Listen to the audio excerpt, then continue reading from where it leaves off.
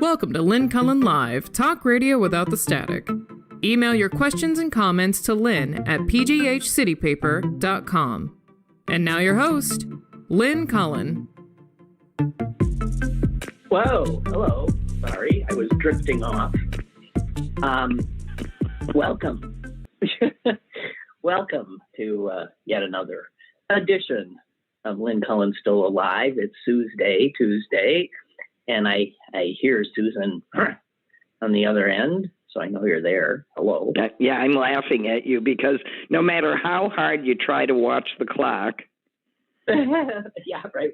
You start reading something 30 seconds before you're supposed to sign on, and then you go, oh! Yeah. Oh, wait. Where am I? What am I doing? Okay, so here we are. I've got lots of stuff to talk about. I've been pretty good lately staying clear of like horrific stuff, but that is really hard to do in these times. I don't know, Suze. This, I have to tell you, this flash flooding, I just want to talk about that for a second.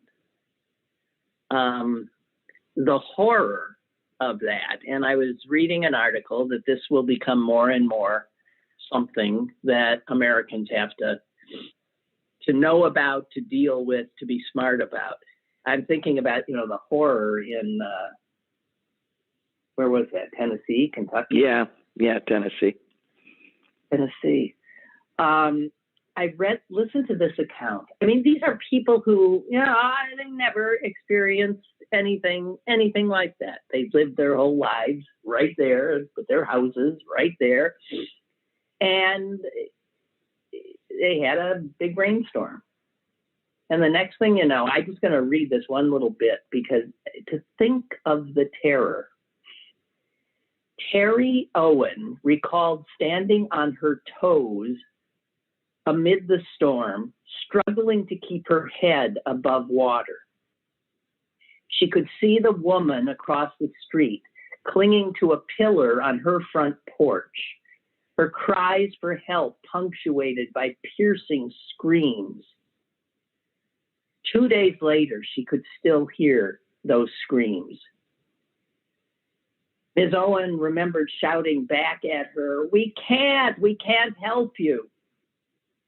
The water was furious. Stoves, refrigerators, cars whipped by. She saw the pillar come loose, and the screaming intensified. The entire house was swooped off its moorings and carried down the block. The woman died, and so did her adult son. And then after, can you imagine living through something that horrific, that traumatic? It's a normal day, and then that happens. And this woman who witnessed it, Terry Owen, is quoted saying something that I am so grateful to her for saying, because it is so rare that you hear someone say what she said. She said, God had no more favor on me than the woman who lost her life. I was just in a different place. And I so appreciate that because I can't stand, I understand why people do it. I can't stand people after these horrors saying, God was looking out for me. Because it suggests, of course, that God wasn't looking out for those who perished. And I so appreciate a survivor saying that. It's rare to hear. Well, it is rare to hear. I mean, we've talked about this before in terms of illness, that, yes. For all the people that thank God for sparing them, you're suggesting that God deliberately chose to let others die. And that you are somehow special and in his favor, which is just the height of such narcissistic nonsense. But I know that's not how they mean it. I don't think that's how they mean it, but they have to, people who say that have to understand that the inference is there. It's not what they intend. Like, I'm special. I'm sure it's not what they intend, but it is the corollary to the statement. Yeah, no, I know. So I was just, it's so rare. I'd never seen anybody say that. Or maybe they did, but were never quoted, because all you hear are, God saved me, God was looking after me, God this, that, that. And she said, God had no more favor for me than for that poor woman. And she is right. I mean, well, right. In some ways, as awful as it is to say, she's out of this miserable world, and the survivor has this memory emblazoned in her head that will play on a loop for a very long time. Oh yeah. I cannot imagine the trauma of thinking she herself was going to die, of clinging to that she was life. Next, right? And then seeing that and hearing those screams, which she said she can still hear the screams. I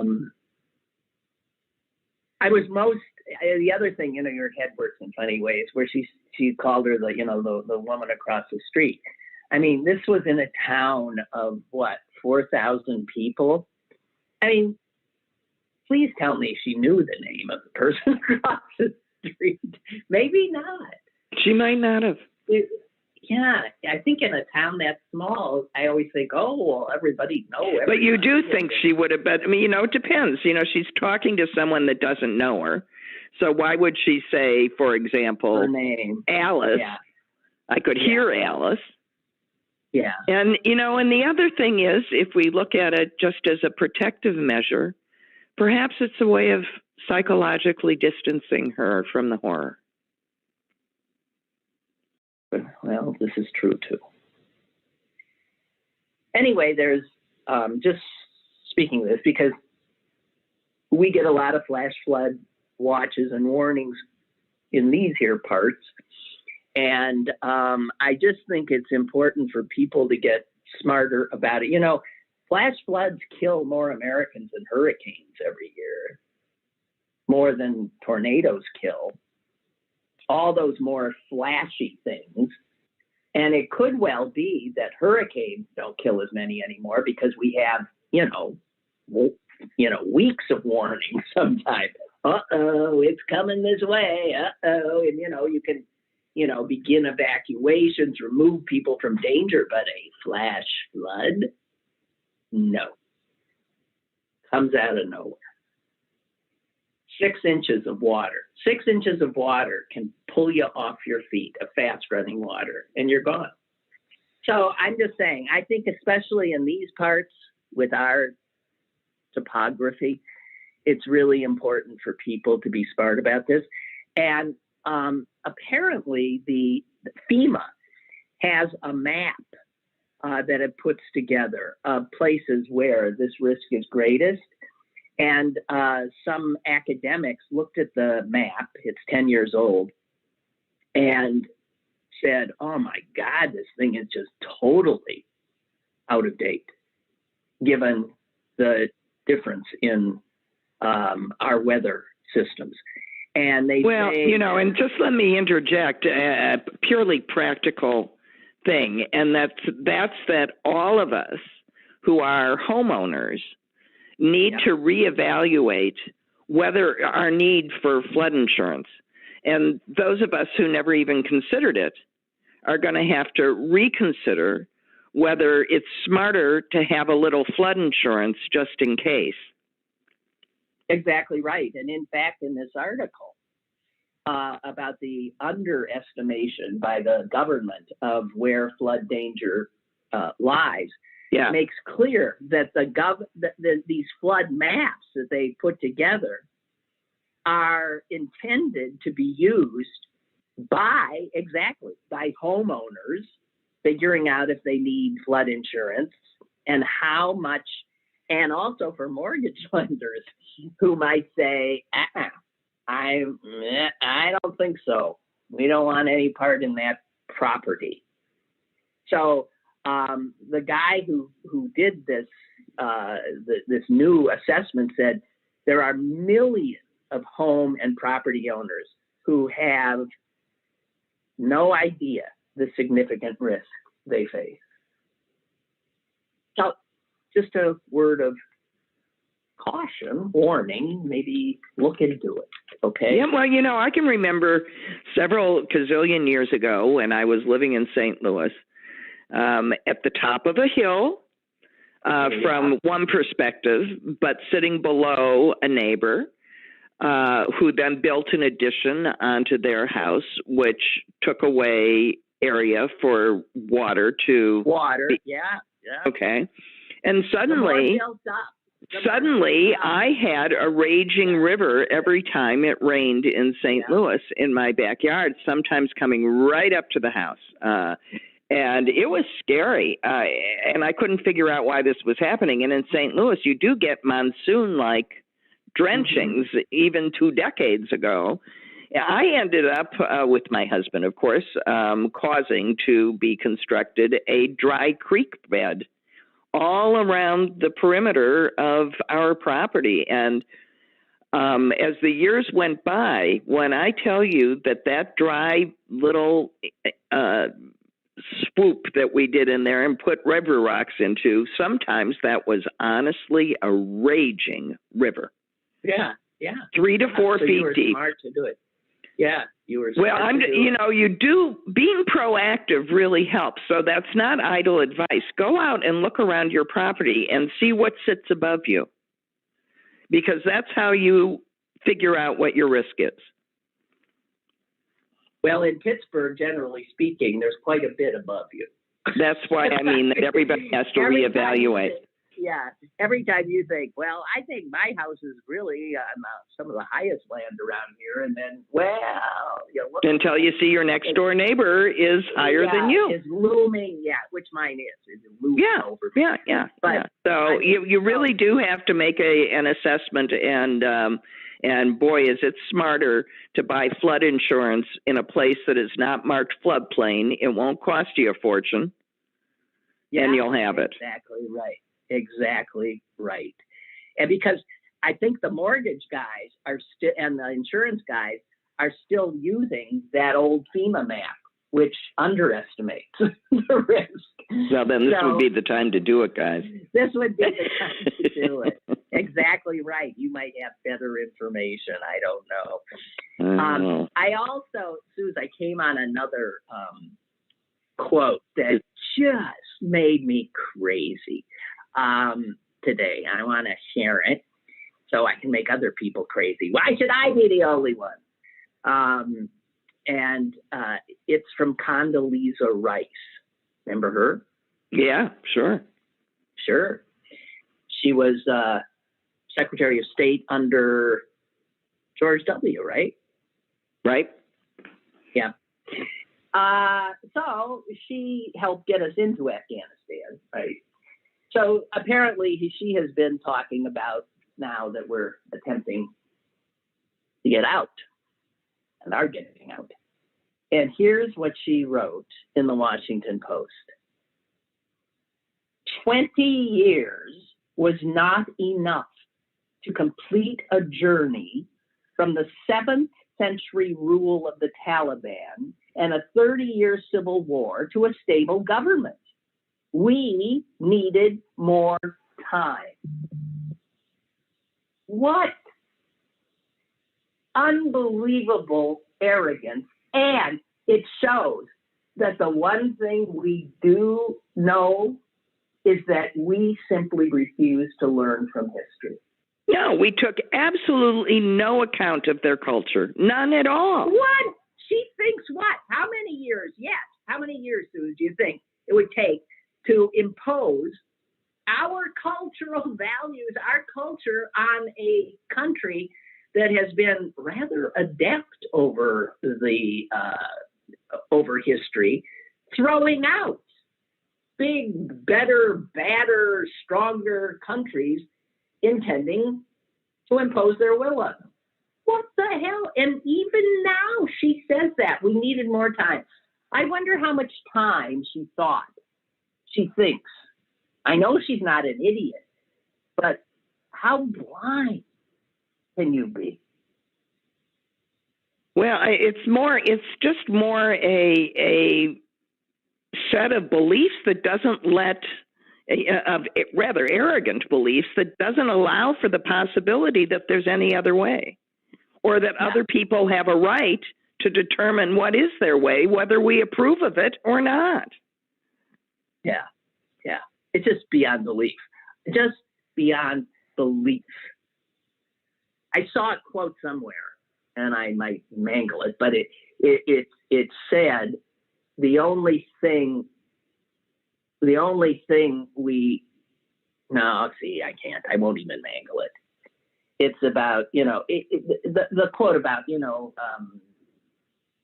knowing what's the quote about knowing history if you fail to learn from history? Something failing to learn history condemns you to repeat. Failing to learn from your mistakes condemns you to repeat them. I don't know. Yeah, that's not right, but we know. But that's the sense of it. And the quote was something about the one thing we know is that failure to learn from men. Oh, fuck it. Somebody will email you. Somebody said something about those who forget history are condemned to repeat it, right? Is that closer? Or relive it or something. I think, okay, whatever.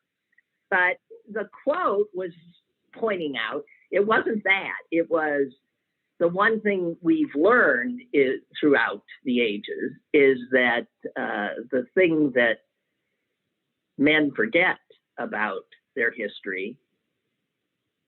Oh, fuck it. All right, just never mind, okay? Those who do not learn history are doomed to repeat it. There you go. Learn from history are doomed to repeat it. Those who do not learn history are doomed to repeat it. This quote is most likely due to writer and philosopher George Santayana. In its original form, it read, those who cannot remember the past are condemned to repeat it. There. Okay. And boy, is that true. It reminded me of that famous Abba Eban quote. Abba Eban was the... Okay, go for it, Nee. I'm going to get this one, I swear, because it's just such a brilliant turn of phrase. And I think spot on, too. He was he was this extremely erudite Israeli ambassador to the United Nations, is how I remember him. I'm sure he held other positions. And he said long ago, the Palestinians never miss an opportunity to miss an opportunity.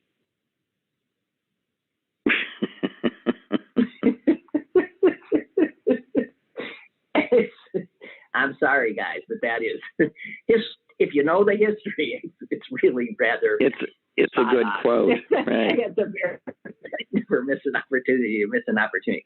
Okay, but Sue, speaking of history, there are two obituaries that have crossed my my desk. That'd be my dining room table. In the last few days. And they are both about the demise of historians. And interestingly, both of these historians were sort of in the same, they're noted because they attempted to do something that caused incredible pushback. And what's so noteworthy about it is that it totally dovetails with what we're seeing now in school boards all over the country. Yeah, what you mean with critical race theory. Critical race theory and all of that. Any effort to fine-tune or to progress in how we educate our children about our history is met with this fierce. And what what these obits tell you, it has ever been thus. So one of these guys is a guy named Gary Nash. He's dead now. He was 88. And he and others in 1994, at the behest of the National Endowment for the Humanities, were asked to come up with an improved way of teaching our history to students. And so they did. And they, not surprisingly, suggested that teachers, first of all, stop making history memorizing dates and names. Also, they said, get away from this great man approach, because history is made by people, by the people, even the little people, the people whose names we've lost.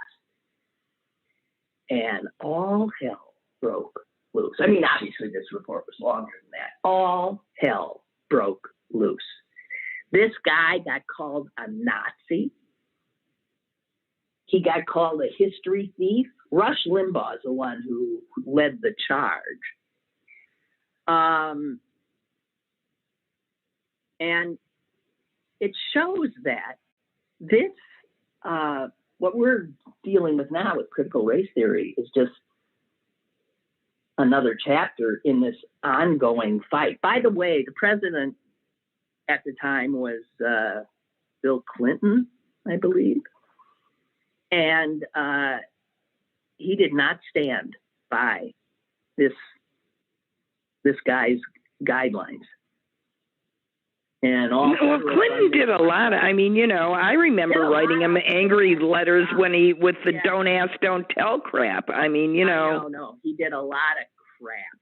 Yeah. Anyway, yeah. And then this guy ended up writing a book called History on Trial, Culture Wars and the Teaching of the Past. Well, that book, guys, was written over 20 years ago, and you see that nothing has changed.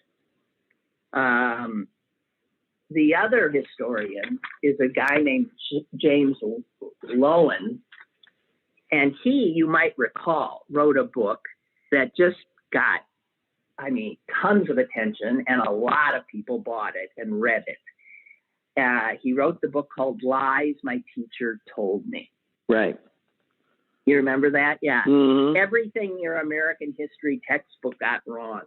Right. And, I think a lot of us who went to college had this experience. You went off to college and you took a history class, and lo and behold, for the first time, you're learning history.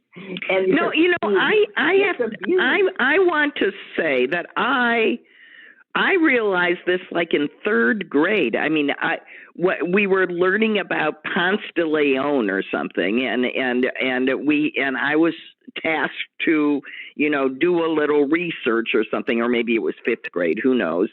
And so I went to, as we all did in that era, I went to an encyclopedia, and in our case, the World Book. And I looked up Ponce de Leon, which in school I was learning what an incredible hero, explorer, and then I'm reading that he was this awful, murderous, terrible. And I remember writing that report that I was shocked that what we were taught about was none of the damage that he caused. I was shocked by that then. Ponce de Leon. Here's what's in my head about him. Fountain of Youth. Yeah, he was looking for the friggin' in Florida. In right. Florida. That's all I know.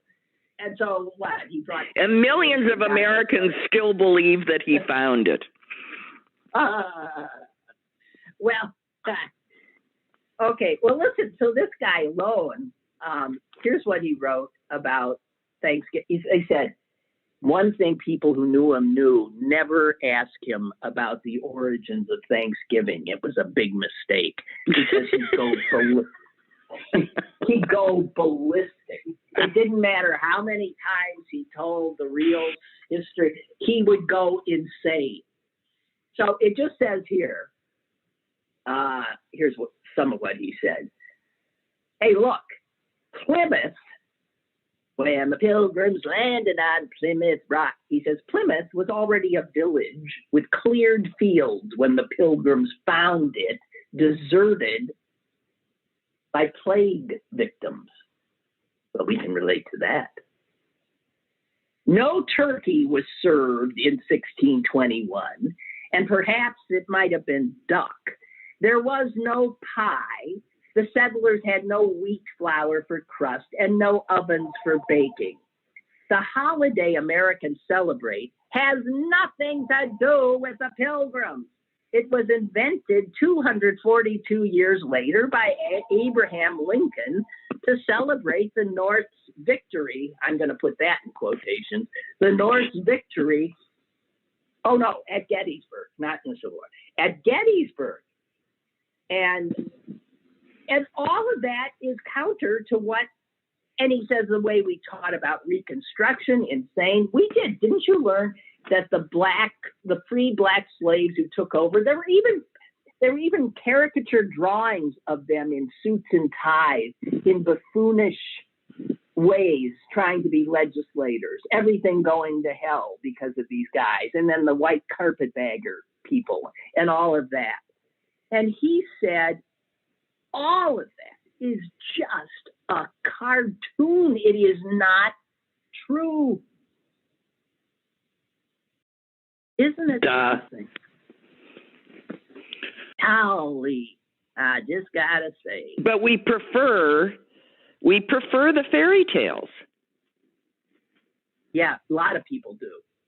We absolutely prefer people who aren't. They don't think that you can love a country in all its, complexity and its faults and its really bad stuff, and it's also wondrous stuff. They need to make it into something that's unreal in order to be patriotic, and I don't think that's true. And it's not and it's also not patriotic. It means that you actually don't approve of your country if you can't love it as it is, and as it was, and you can't improve it if you don't admit that it's not perfect. That's the real point. If anything that requires that anybody to change is impossible. Mm-hmm. Yeah. Yeah.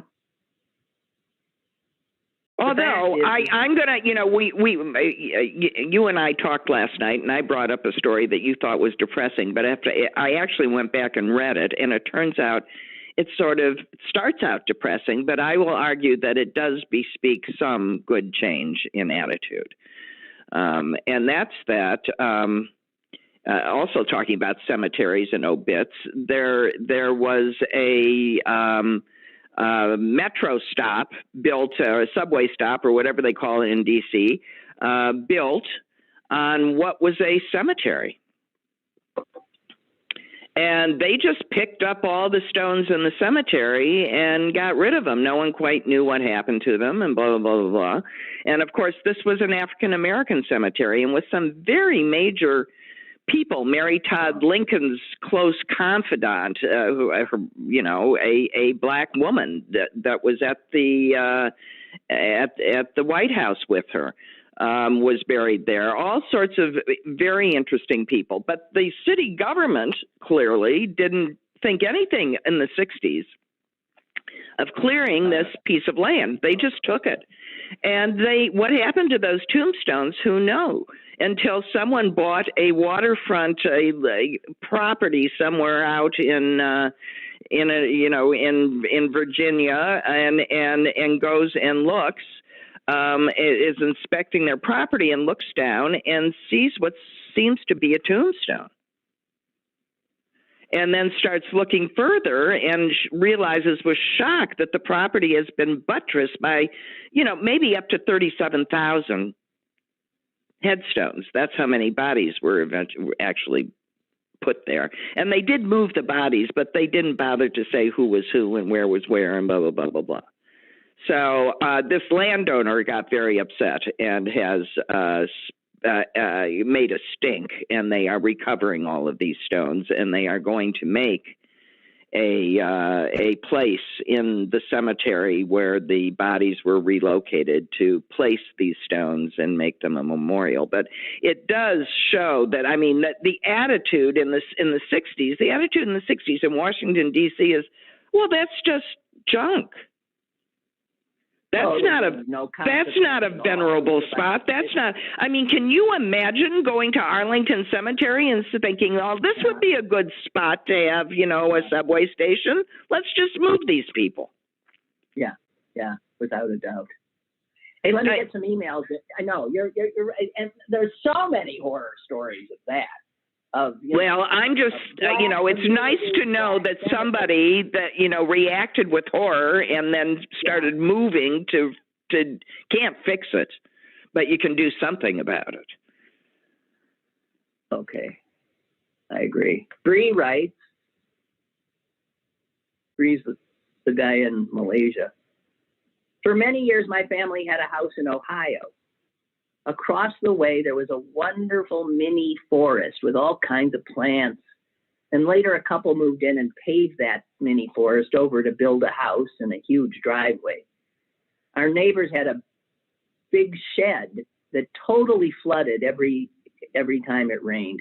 This neighbor thought it was caused by our drain pipes, that the pipes weren't up to the snuff. But anybody who looked at it for a minute knew the history of that massive vegetation across the street that was all paved over was the real culprit, right?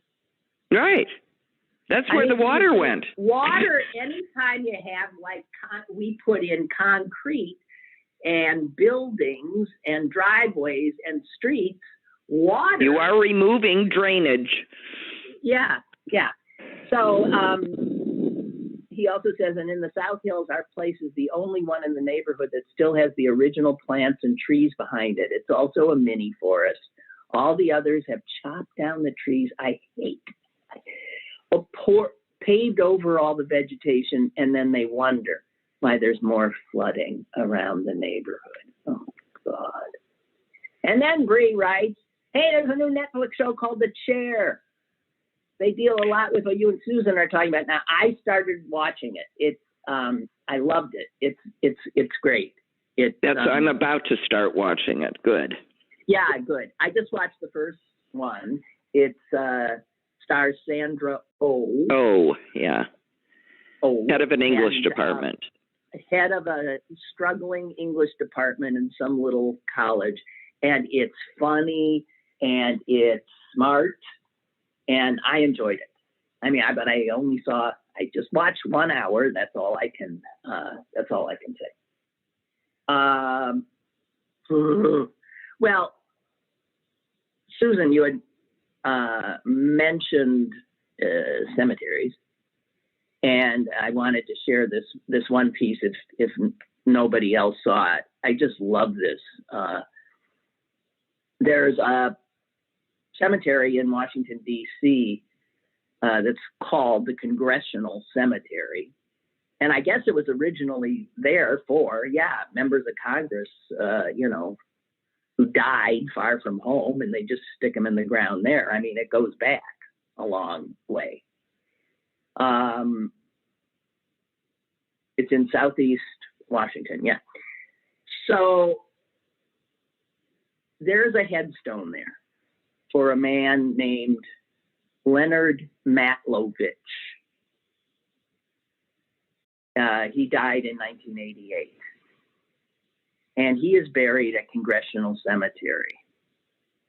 And his headstone is just wondrous. Yeah, it's a work of art. It really is. It is. It reads,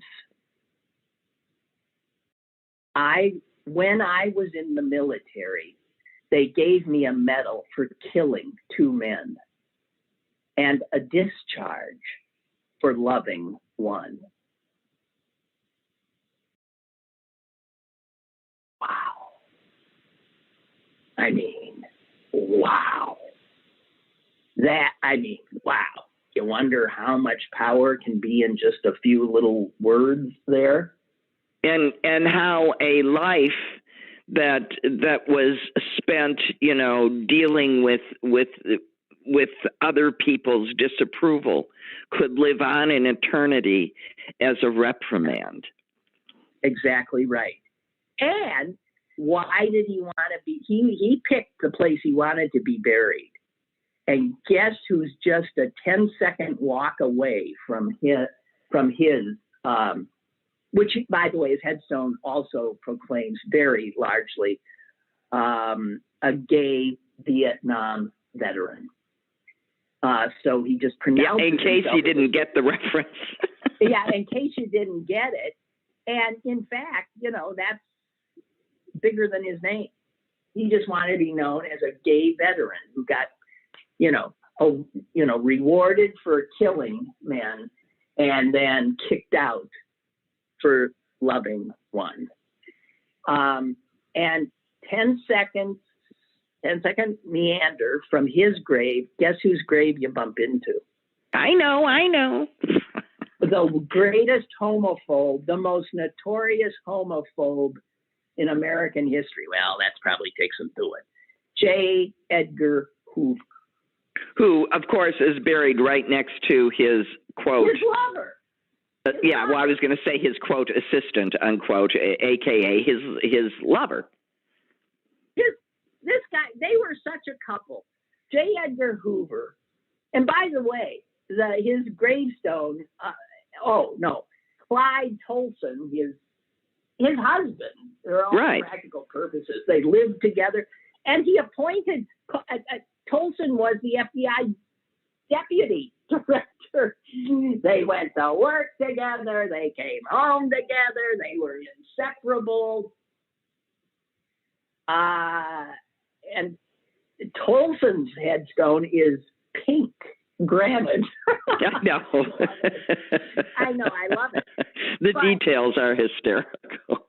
Yeah, but can you imagine for his entire tenure, J. Edgar Hoover harassed and attacked gay people. I mean, he went after them with the same fervor he went after the civil rights leaders.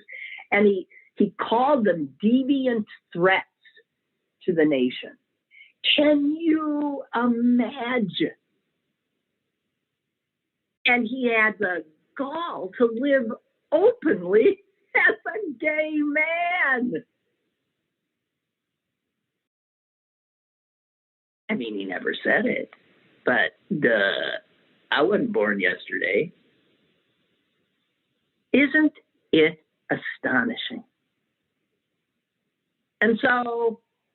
Well, it's astonishing that, someone like him didn't figure out that people would figure it out, Well, maybe he just knew everybody was so afraid. Well, I think that's probably one of the reasons why Clyde was his deputy director and with him night and day. He wanted to know where he was and what he was doing so that he couldn't, screw up.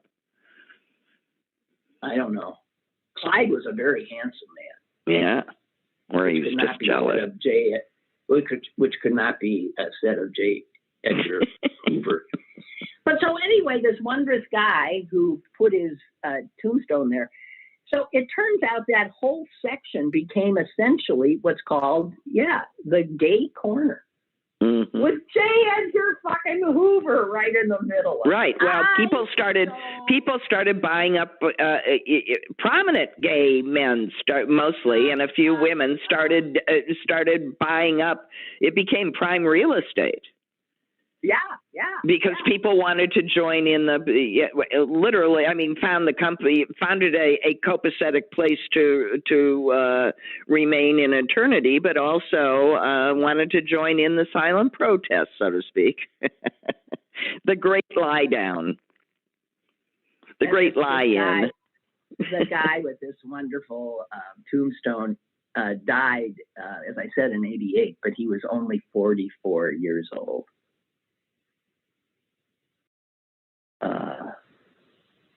Jeez. Anyway, just wanted you to know there's some really, a lot of gay activists are now buried there. 60 have already been interred there. About 100 more have bought plots. I love it. It's nice. Well, you want to be with your people, in the end, I don't know. So that's good stuff. And it's such a middle finger to Hoover. I just love the brilliance of it on every level. So yeah, there was that. Now I'm trying to get back to my mail. Well, I read something today which just sort of bummed me out on another level. But it turns out that women entrepreneurs, to a woman, are hearing every time they start to, especially if they are in biomedicine and that sort of thing, every time they go to start with the funding process, they all get asked about Elizabeth Holmes. Do you remember who she was? Oh, yeah, I saw this story too. It makes you sick. This is right. There's one woman who behaves irresponsibly, and now every single woman has to answer for her. Like there aren't how many men sitting in white collar, sitting in prison. You gotta describe. You gotta tell who, because that's not a name that a lot. Okay, she is the woman that. What was it? Theros or Thanos or Theranos.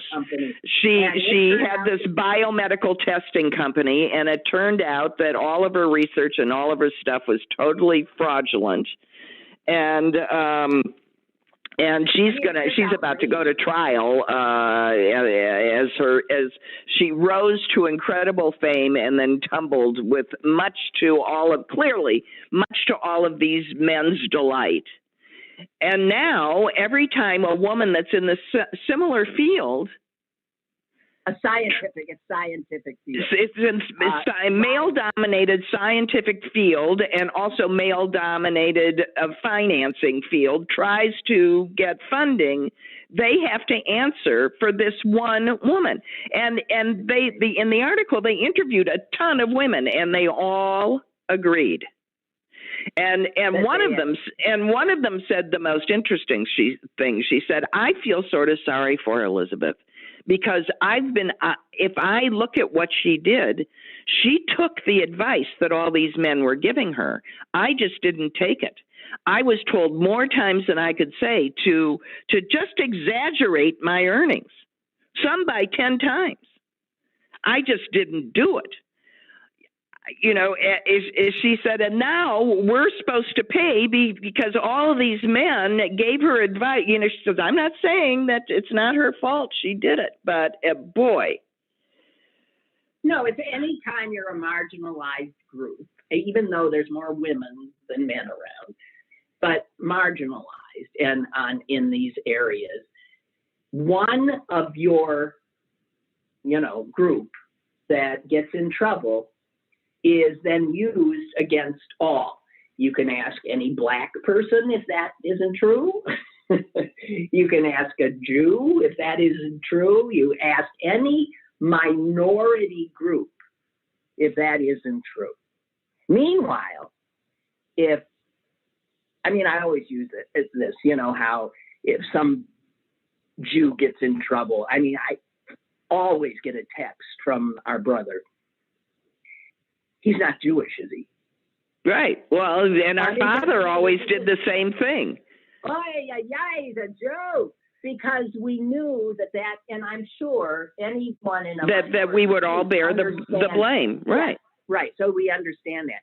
But stop and think. So when we find out about Gacy or Dahmer or all these serial killers or mass murderers or this and that, is there a Christian man anywhere or a Christian that calls another Christian and says, "Oi, why did he have to be a white male?" Christian. No, they don't. No. Oh my God. They don't have a clue of, that is something, again, that when you're in a majority, you live a different life. I mean, there was a guy named Ponzi once. He had a scheme. Yes, but does every hedge fund guy get peered at as if, and then there's been a lot of hedge fund guys that did Ponzi schemes, but they get away with it because, they're fine. Oh, you mean Ponzi because he was Italian? No, I mean Ponzi because he was the first one that came up with. The first one who did it. Well, or such that they named it after him. I mean, there were a lot of grifters since. Who was the guy that just died? The Jewish guy that Madoff. Madoff, right? That slept with Madoff, who made off with everybody's money, and even Hadassah's. He even stole from Hadassah, for crying out loud. He stole from Jews. Well, he stole from fellow Jews mostly. Yeah, he stole. He stole from fellow Jews. I had a Jewish neighbor, the house that's above mine, right? That right. I mentioned earlier in the flooding, and he's long gone, but I was stunned that he admitted it. When Mother was visiting once, we ended up in their house, and he admitted that he had invested some money with Bernie Madoff and had lost a lot of money. A lot of people who had lost money wouldn't necessarily share that information. No, and the other thing is that you don't know when they say when he says he lost a lot of money. I mean, it might not have been what he invested, but what he thought he had. That's right, because what he might have, for example, he invested 10, but Bernie told him that it was already 100, and he feels like he lost 100 when really what he lost was 10. Right. Yeah. Noreen writes, The Chair, this Netflix thing with Sandra Oh, was filmed at Washington and Jefferson College.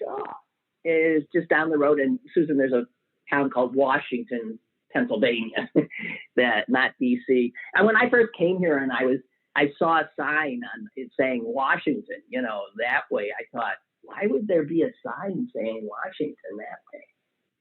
Well, because there's a town called Washington. Little Washington, PA. And well, I was wondering because I know she was filming, Sandra Oh was filming here in Pittsburgh too recently. I went down Fifth Avenue and there were, you couldn't get from one street to the next because there was filming going on at one of those big mansions. It's now like a bed and breakfasty type place. And I'm wondering if that was the same. That would make sense if they came up here for that. They didn't shoot it all there. I don't know.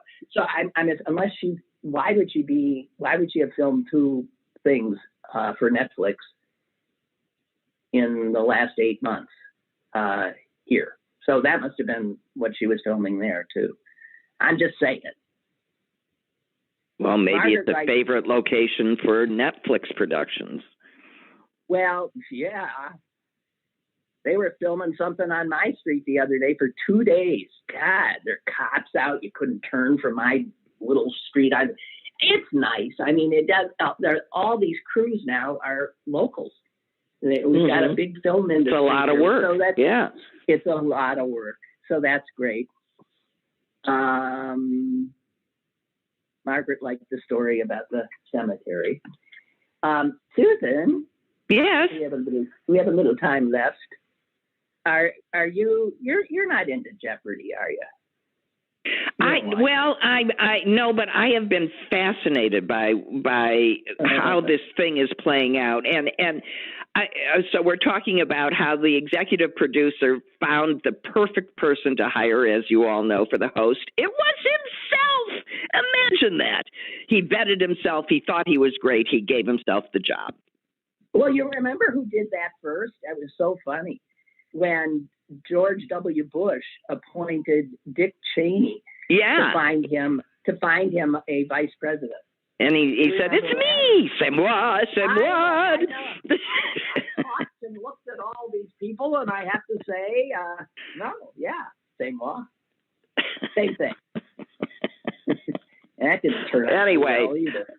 And here's the thing that further I think that as revenge, how Sony is allowing him to remain executive producer, I don't know. I think that's right I think that's a terrible mistake, and I think the fans should again erupt and say no, he's out, because the second thing he did is stick us with Maya Blahnik, for as the newest, and of all of them. Yeah, what is that about? I didn't like her either. I haven't liked her in a bunch of different things. I don't like her. I mean, she's she's interesting. She's a neuroscientist actress. Yeah. And Orthodox Jew.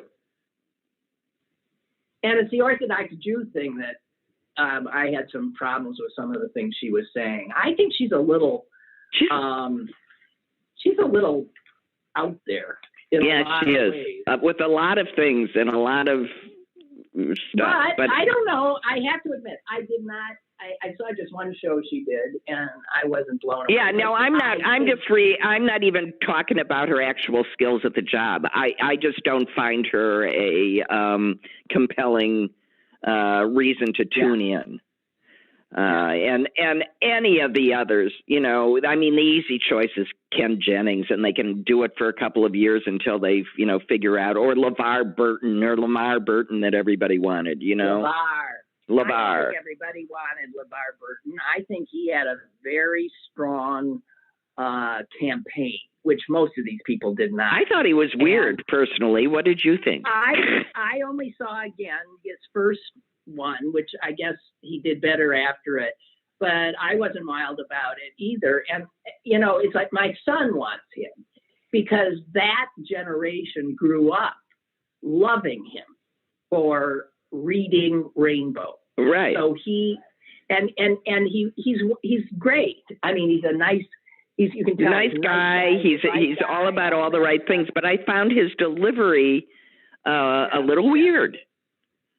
So, so whatever, I think they should, it says in this piece I read today that, Ken Jennings, who I'm not wild about either, but God knows, I think Trebek wanted him.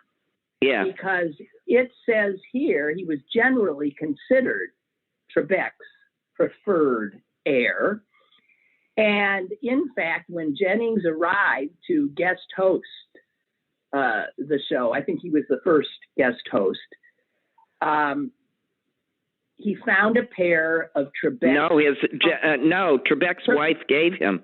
No. He found a pair of Trebek's cufflinks and a handwritten note from Trebek's widow. Yeah, waiting for him, which also solidifies the sense that the Trebek wanted Jennings. Well, since they're paying such a just Alex Trebek, the saint of all saints, why not go with that then and give it to Jennings? Why not be respectful? Right. I mean, it's such a no-brainer, and I consider whatever that executive producer's name is, I don't want to know it. I consider what he did just so disgusting. I think it costs him his job, period. I do. There's nothing nice about this man. He says everything nasty about everyone, and he's awful to women. Why do you want him to be your executive producer? Because he's good at it. Anyway, we have a caller. I think we've had a caller for some time, but oh my goodness, been remiss. Is the caller still there? Yes, hi everyone. Hey guys, it's Mike from Upper St. Clair. Well, first thing I got to say is, boy, you two can go through some topics in 10 minutes. You went from Elizabeth Holmes. We have ADHD. And I forget why I called now. I bet. Yeah, no, we've had some good topics. Those are all good ones. Yeah, the chair was filmed in Chatham. Some of the interior. Yeah, now I'm seeing somebody else emailed me that. So it was also filmed, right here in Chatham. So that, I Googled it because I saw one of my college professors in one of the scenes. And I was like, oh, it must be filmed in Pittsburgh. Anyway, my original thought was about Elizabeth Holmes. And obviously that's misogyny, right? But I think there's another piece that's missing there. And that's that straight men think that a pretty woman has some Svengali ability to get them to do something they don't want to do. Now, I know that seems weird to people, women, but really, a lot of straight men think she's going to trap me somehow. She's going to get me to do something I don't want with her beauty and her wiles. And I think if Elizabeth Holmes wasn't a pretty woman, there wouldn't be this pushback from that. It's just a theory, but I don't know. Well, wait a minute. So actually, the woman that they interviewed for the piece was a very pretty woman too. Yes, was also a very pretty woman. So where do you get this sense that heterosexual? On the other hand, I'm going to push back on that a little bit. On the other hand, way back in the day when I was applying for my first job, and I was in New York, and I was 28, and you didn't have to close your eyes when I walked in a room. I'll just say that. I think I got the job because they thought I was attractive. So, and maybe they thought they could control me. And actually my job was to control them. I was house counsel, and my job was to keep them legal. I think they hired a cute young girl that they thought that they could controlling them. And but I think being attractive helped me get the job. So I think that cuts both ways for women, and I think it still does. I think it helps us, and then it gets us in the door, and then it shuts us down. Being attractive helps everybody. Yeah, absolutely. Yeah. Right. Yeah. But Lynn, I get the feeling because I've been around a lot of straight men in my life, and there's this sense that women will get you to do things you don't want to do. I know, because straight men are such wimps. I mean, we can just control them with a bat of a single eyelash if that's all we have at our disposal. Right. So we better cover you all in burqas because men don't have the ability to say, no, I won't do that, or that's illegal, or because we're entirely powerless over a pretty smart. It is true. It is why, these cultures cover women up from, Orthodox Jews to the Taliban to whoever, where women are not allowed to really be seen totally as themselves because they are thought to have these magical, mysterious powers over men, and men can't. It is so absurd. I've always laughed at women being called the weaker sex because it's wishful thinking. Quite clearly it's men. Yeah. Quite clearly. So fearful of women that they have to, imprison them, without a doubt. And interview them with fear that they're going to get them to do something or entrap them in some way, or, the Me Too movement's going to get them in trouble because that whole business. So men are insecure. There's no doubt about it. And those men who ask those women those questions. Here's what I have to say to that. Men are insecure and the Me Too movement is going to get them. No, it won't. Not if they don't give someone reason to say Me Too about them. Just behave respectfully. Just behave respectfully. I didn't say it was logical. I know. Logical. No. I know, but it's just the poor beleaguered white straight man, we're all out to get him. Too. Right. I have Rich in there too. Those rich bastards never get a break. Listen, you guys, you stop beating up on these poor guys. right? To stop. Father Joseph says he wants Danica McKellar. Who the hell's that? Danica McKellar is another actress. She was on Wonder Years. Yes, the Wonder Years. PhD in math. She was not one of the hosts. That's who he wants. Just saying. Well, Susan, as an attorney, yes.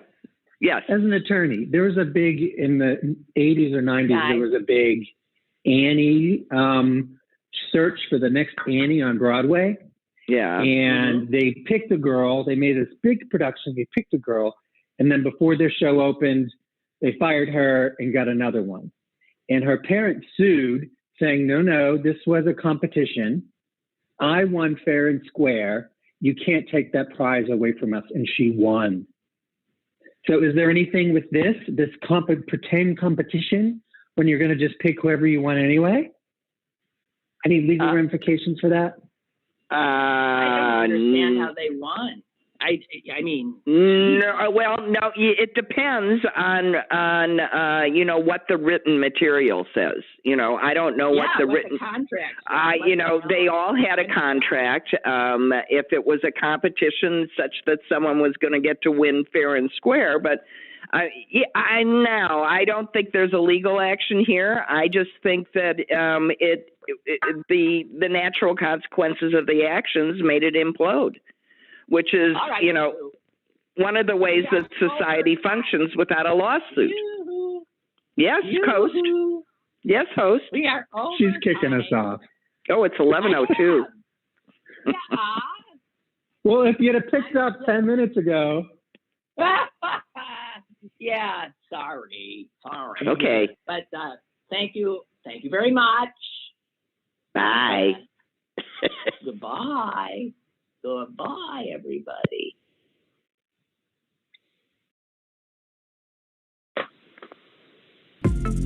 Lynn Cullen Live, Monday through Thursday from 10 a.m. to 11 a.m. and archived at pghcitypaper.com. The opinions expressed on Lynn Cullen Live are those of the host and do not necessarily reflect the viewpoints of Pittsburgh City Paper or its advertisers.